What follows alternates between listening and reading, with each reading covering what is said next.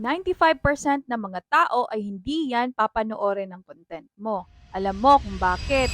By the way, I'm Christine. I'm a full-time hands-on mom na maraming racket sa buhay. Kung di ka pa naka-follow sa akin, follow mo na ako. Nag-share ako ng mga tips on how to level up your content.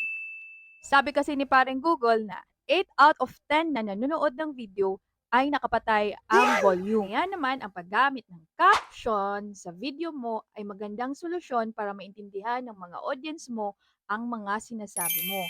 Bibigyan kita ng 3 tips para makagawa ka ng perpektong caption.